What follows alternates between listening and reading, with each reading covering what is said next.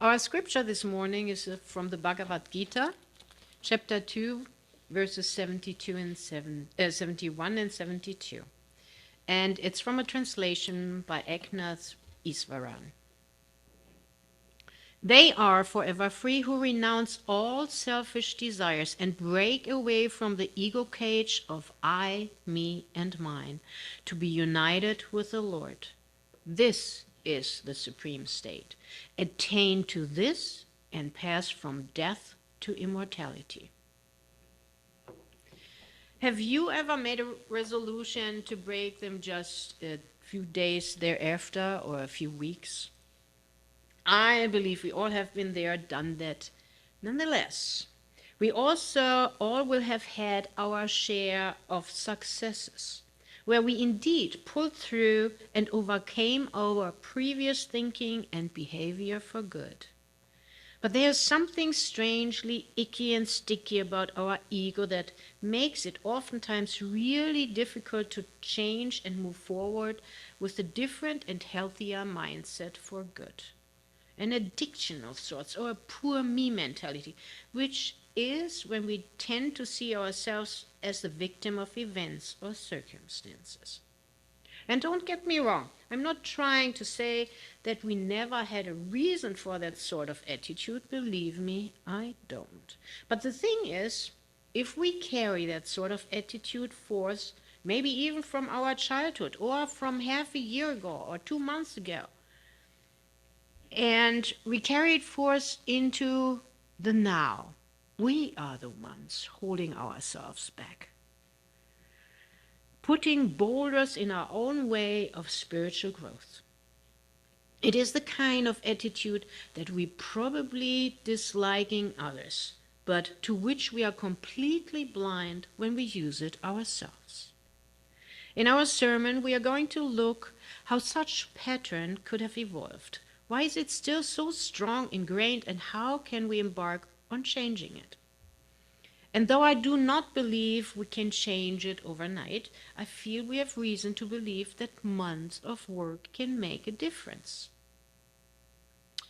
Astrologically speaking, we are right now in a phase not only of Mercury retrograde, but also of 6 other planets being on the backside of the Sun circling around it, which makes them appear as if they are going in the opposite direction. The 6 planets are Venus, Saturn, Chiron, Uranus, Neptune, and Pluto, and tomorrow, September 4th, Jupiter will join them too. So we will have so many planets retrograde, and Mercury will remain in such a state until September 15th. Until at least that day, better though a month or two, I have committed myself to adhere to a certain regimen of consciously releasing the old and to concentrate upon embodying the new wanted traits, which I will introduce to you during the meditation period.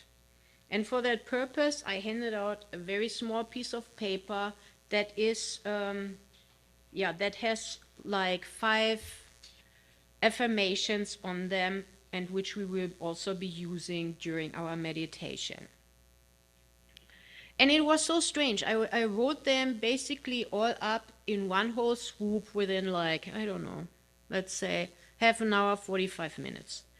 And that never has happened to me, that I just wrote up that many and of the same kind, and I was like, man, there's something more to it than that is just for me. Maybe it is for me to share with others. And after that, I found out that all these planets are retrograde, and so I was like, I need to put this into my sermon. Additionally, we are all well into Labor Day weekend. And to rid ourselves of old mindsets, feelings, and the like, we actually have to put in our individual labor to reap the spiritual fruits that make a blessing in the long run. Interestingly enough, we are also in a very unusual situation. that I have spoken before. And when planets are in retrograde, it is deemed a very auspicious time to let go of old behavior, thoughts, and feelings. And it is therefore important that we try to make a conscious use of this time and to further our release of negative emotions and thinking and acting. Reflection now can lead to new insights and the understanding where certain behaviors and feelings arose to give way to a new sense of freedom, to give our life a new declared direction. Life is, after all, change on this planet we call Earth. But now let us get back to the original theme of giving up selfishness and look at today's scripture again, which is, they are forever free who renounce all selfish desires and break away from the ego cage of I, me, and mine to be united with the Lord. This is the supreme state. Attain to this and path from death to immortality. The Tao declares our selfish desires as the root cause for all difficulties and promises us that the detachment from such desires leads to the attainment of the illumined mind, or, how we would call it, to our Christ consciousness. From looking at two dear people close to me who have lost their partners, I can see how their ongoing depression is caused by their inability and or willingness to guide their own thinking and feeling in the now. Instead, they revert to seeing themselves as a victim of circumstances, and in so doing cannot overcome their grief nor their depression. And if we want to be the victim, we do not only give our power away, but we also give away our responsibility for what we think and feel. And while there is a time for weakness, there generally has to be a sense of self-responsibility for our feeling and thinking again soon. Otherwise, it is just an escape from our responsibility toward us. We would like to have the outside intervention to make us feel good again, but it is us who have to put that into motion via righteous thinking. It is thus not an outer act, but an inner change. We have to change ourselves and not someone else, because then we remain dependent on the outside world for our fancies forever. If we, on the other hand, give up our so dear desires, we free ourselves and learn to deal what is being put right in front of us. But now, without expectation or desire or judgment, we can just let everything be as is. To accomplish this feat, we have to become our one and only project. It's not to change others according to our wishes, that's desire again, but to free us from our desires and to enjoy life as it represents itself right now. And maybe that is right now with an illness, a nail in the tire, a broken washing machine, an aging parent with Alzheimer's, a loss of a job. Whatever it may be, if we let go of desires, we just would let everything be without judgment. Deal with everything in the moment, not projecting into the future, but being in accord with what is happening. Can you see this freedom? Just imagine not tormenting thoughts, what happens if and then, just staying in the moment and dealing with each moment with a calm mind. Not thinking, oh, I have to have this dress, this car, this house, and then I'm happy. But being happy with what is and what we have. Being content now and knowing our life is always in the making, always fresh and new each day. And Jesus told us to seek the kingdom first, and all else would be added onto us. The oneness with God needs to be our highest priority in life. Then all else will be coming along our way as well.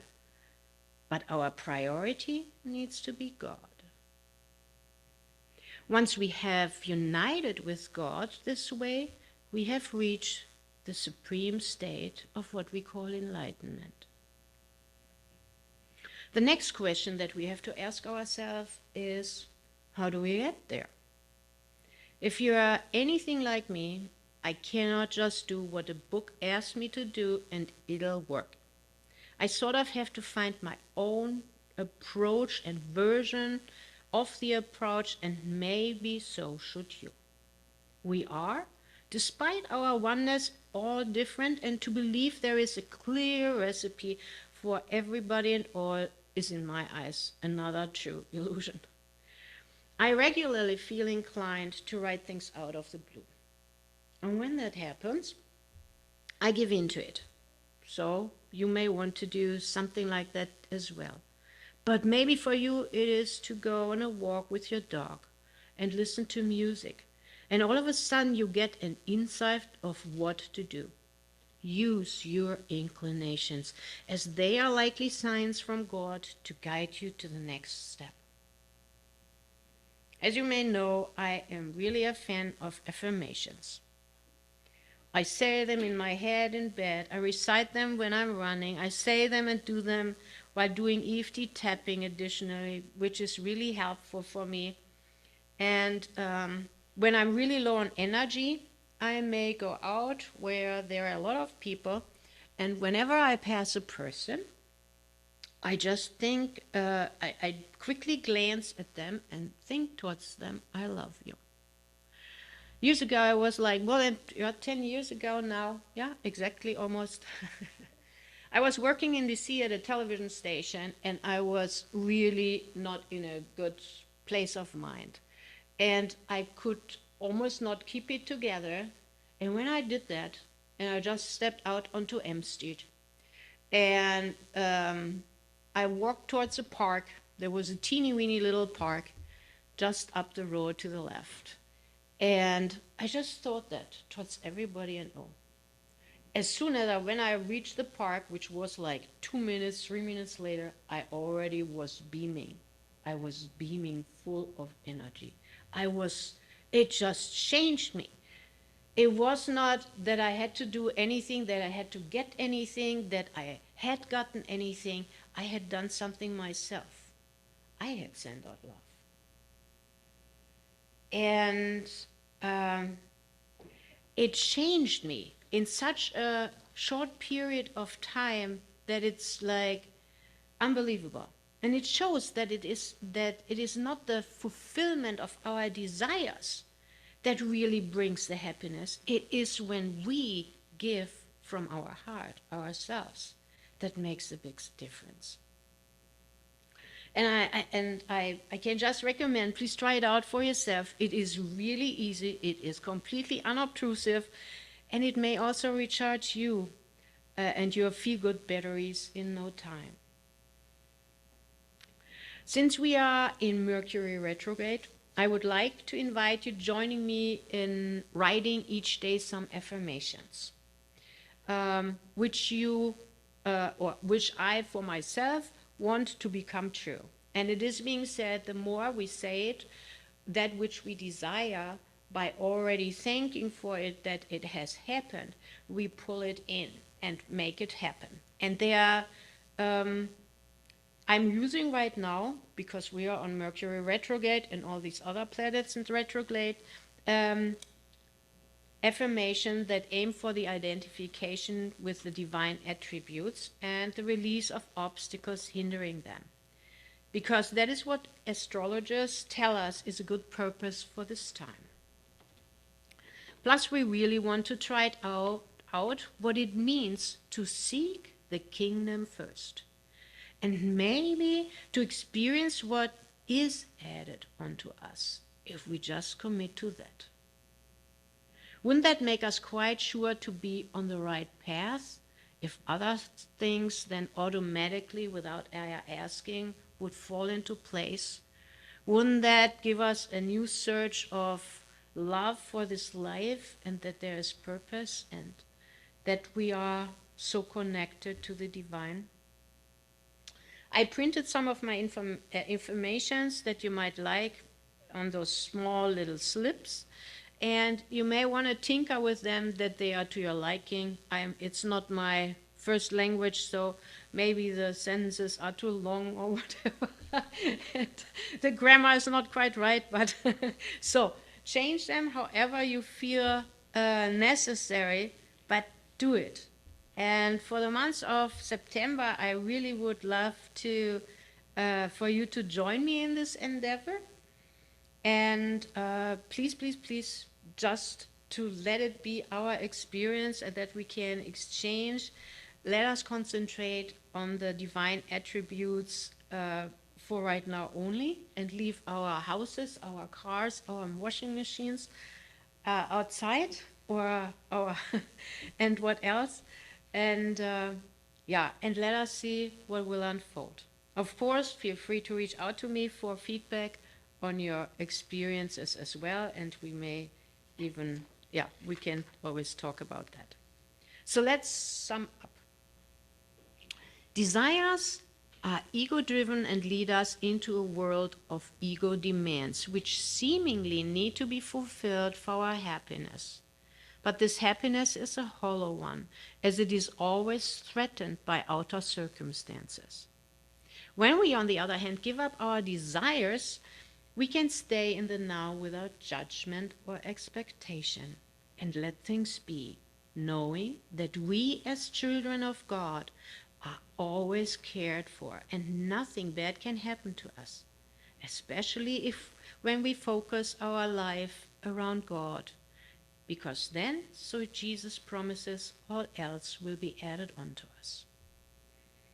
Right now we can take advantage of the planetary constellation for releasing our desires and instead prioritizing our divine attributes and connection to God as the source of life and to go further into oneness.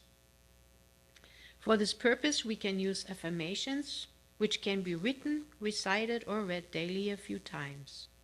This way, we take responsibility for what we think and feel, and over time, we pave the way to attain enlightenment. And so it is.